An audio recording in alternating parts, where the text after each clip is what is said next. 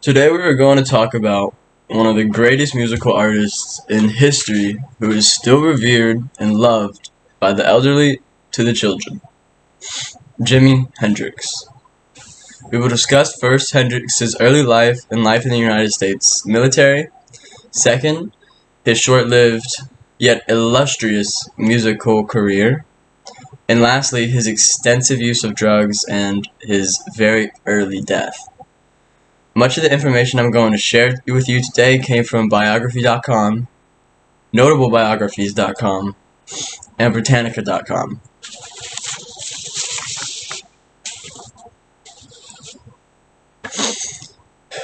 Jimi was born in 1942 in Seattle, Washington, and didn't have the most normal childhood. His mother left the family when he was young, and he didn't get to see her much up until his death in 1958. Due to his troubled childhood, playing music helped Jimi to cope. A fan of rock and blues, he had to teach himself how to play guitar, due to his family's financial situation and him being a lefty, so he had to flip the guitar completely upside down, where the thickest string was at the bottom and the thinnest string was at the top.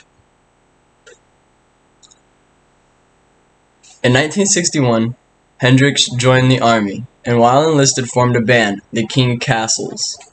However, after only a year, he was honorably discharged after a bad injury landing from a jump. After being discharged from the military, Jimi began playing backup guitar for blues and rock legends from Little Richard to B.B. King, and then formed his own band known as Jimi James and the Blue Flames, which I think is a pretty awesome name. In '66, Jimi met a well-known British bass player named Chas Chandler, who quickly became Jimi's manager, and also found a bass player, Noel Redding,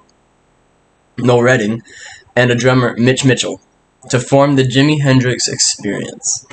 At first, they mainly played in England, and he was known as one of the most talented guitarists even then, by the Beatles, by The Who, by everybody that was in British rock culture. By '67, they released their first single, Hey Joe, followed by one of the greatest rock songs, Purple Haze. In '69, Jimi performed at Woodstock, his last performance, where he began with one of the greatest renditions of the national anthem ever to be sang live, or performed live, because it was completely different. Now let's move on to his really bad drug use and his death. Jimi drank alcohol for much of his life, and he was known to be silly but also yet easily upset and aggressive. He often smoked cannabis in his later life, which all of this may have contributed to his death. We don't know for sure. Jimi was also known for taking LSD on a pretty regular basis and was able to act pretty functionally normal, which is pretty insane. He was also really well known by other rock stars like Bob Dylan for being addicted to heroin, yet he denied it very often. In 1970, Hendrix, at the age of 27, due to a drug overdose, died. This was a tragic loss to the world and music industry as a whole.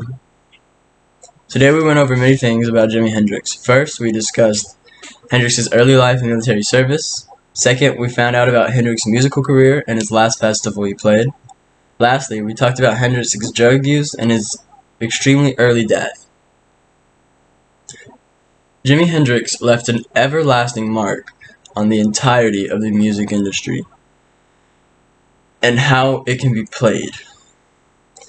He was missed when he passed and is still missed today.